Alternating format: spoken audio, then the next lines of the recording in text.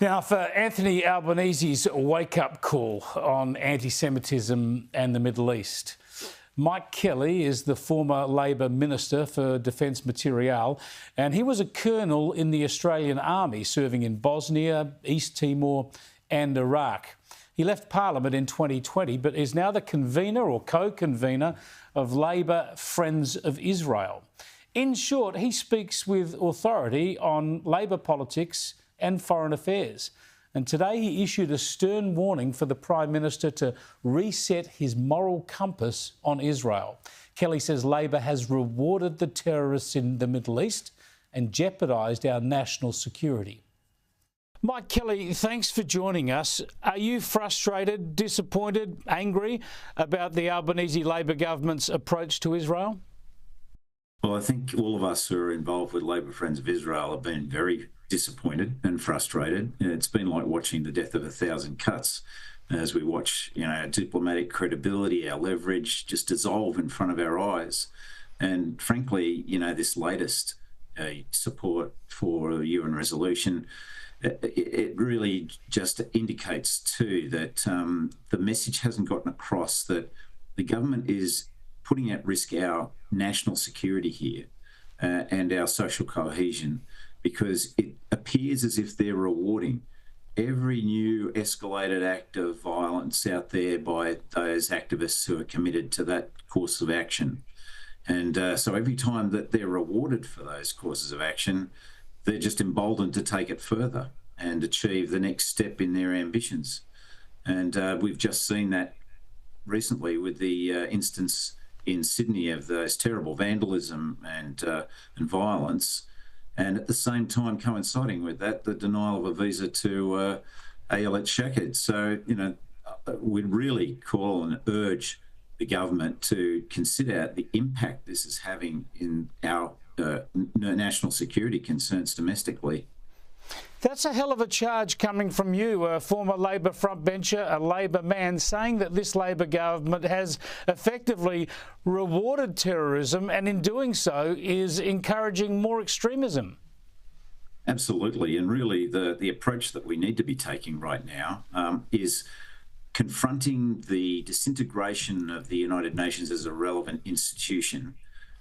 Because basically what we're seeing, and there have been detailed studies on the fact that democracy is on the back foot right now internationally, and 71% of the world's population live under autocracies.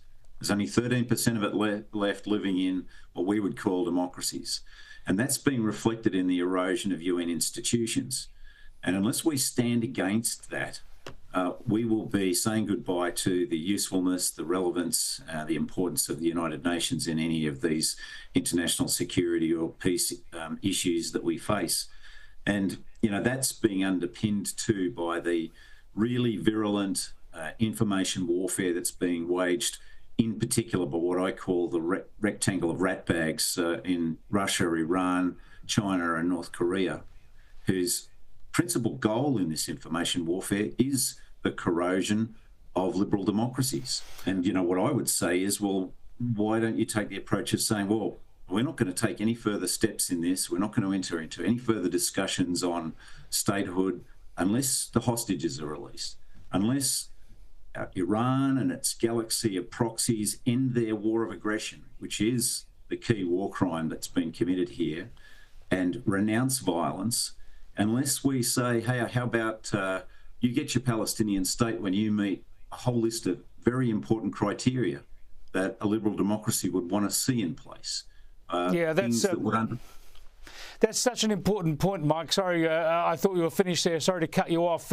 Such an important point that the freeing of the hostages, the release of the hostages should be the first precondition to any other steps in this. That's the morally clear and the strategically obvious point, but so many in the world seem to ignore that.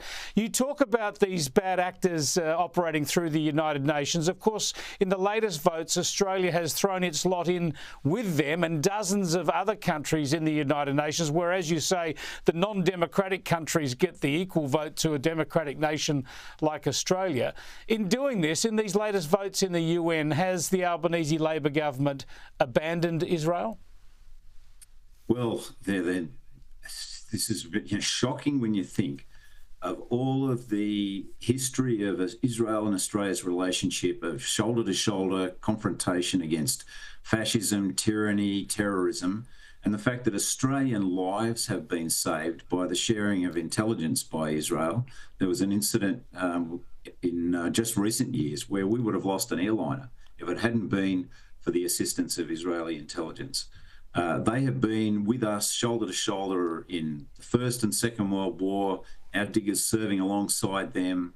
And this is the way we're rewarding them at the moment when they face this existential threat by this war of annihilation that Hamas, Hezbollah, the Houthis, Iran and their elements in Syria and Iraq have been waging. And that is their ultimate goal. And what are we saying at this time? Oh, we're not going to help them defend themselves against that threat. We're not going to recognise the daily inundation of rockets, ballistic missiles, drones on a massive scale, and the hostage taking of 250 citizens, the brutalisation of them, the horrendous, sadistic activities they conducted in their invasion on the 7th of October. What are we doing here in taking sides with Iran, Russia, China and North Korea? That's not in our national interests, and it's not the right thing to do. Now, the former opposition frontbencher, now backbencher, Julian Leeser, singled out two cabinet ministers last night on my program. He singled out Richard Marles, the Deputy Prime Minister, presumably because he's a leading figure of the Labor right, and also Mark Dreyfus, the Attorney General, because he's a Jewish Australian. He said that if they don't agree with these moves, they should be resigning from cabinet. Here's Julian Leeser. At what point does Mark Dreyfus and Richard Marles say enough? We cannot stand by and let this happen. We need to resign on a point of principle.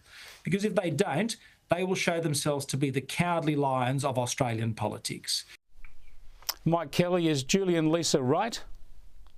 Yeah, Julian stands on very high moral ground. After all, he did stand down as a Shadow Attorney General in relation to the Voice debate that we were having last year. So, you know, he's demonstrated he's a man of principle. And look, you know, I think all of those Labor colleagues of mine need to examine their consciences on this. And, you know, we're losing voices in the caucus at the moment. Bill Shorten's stepping down now, and he was a great voice of reason and common sense in that mix. And so I'm wondering where, you know, that voice is going to come from here. And what really concerns me too is that these people who are sitting around the table in the cabinet at the moment, I think they've lost touch with the broader Australian community, and it will pay them back in spades electorally if they continue to stay out of touch.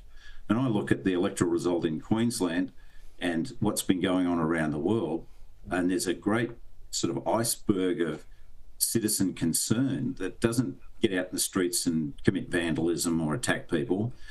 The Hindus, the Sikhs, the Buddhists, the Thais, the Filipinos, the Pacific Islanders, Persians, traditional Australians, all deeply concerned about the state of our internal social cohesion and national security with the way these people have been behaving, desecrating our war memorials and attacking MPs' offices. And so unless they understand that concern, and of course the key concern of cost of living pressures, these are the things that Australians care about, and to be so fascinated and wrapped up in, you know, boutique factional concerns of positions people have held, or, you know, whether they wear a keffiyeh or not, you know, this is not what the Australian public wants to see. They want to see this government being sensible, governing for our security, governing for the promotion of an international rules-based order. And what's happening right now is we're seeing an abandonment of those principles. Is Anthony Albanese abandoning those principles in pursuit of Muslim and Greens votes? Look, I think it's a bit of a myth about this Western Sydney thing. I mean, you know, where would the Muslim vote go? Are they going to vote for the coalition? You know, is there any significant Greens vote there to sort of coalesce with around preference deals? So the lesson is, understand where the community is on this, and then reset your moral compass, reset your policy, and let's be, you know, clear about our potential offering for a future Australia as we go forward to the next election. Otherwise, I think they're going to be heading for a big problem. Why then do you think Anthony Albanese has been so weak on this issue, and what does he need to do? I think there's a lot of division in the caucus right now, and there have been no clear voices pointing out policy options and political realities. The judgment, is fading there on that sort of thing. So, it's going to be difficult for any leader to be in that situation, to deal with a kind of a divide like that internally. But that's what leadership's all about. You've got to stand up and point the way for your team. He won't be well regarded if he's led us to a first-term defeat. And so, you've got to stand up and work out what your, priorities are in terms of your political agenda, but also what your legacy is going to be going forward. So, what are you here for? I remember when I first went into Parliament, I said, look, at the end of this thing, I just want to be able to pass the shaving mirror test before everything else. And in a community with a lot of diverse attitudes, it was just easy for me to pick what I thought was the right thing to do, go out and argue it, because you weren't going to make everyone happy, but at least they'd listen to you and they might give you points for standing up for something. So I'd say to Albo, look, mate, reset your moral compass, stand up for something here. The community will reward you for that. Mike Kelly, thanks so much for joining us. No worries, Chris. Thanks heaps.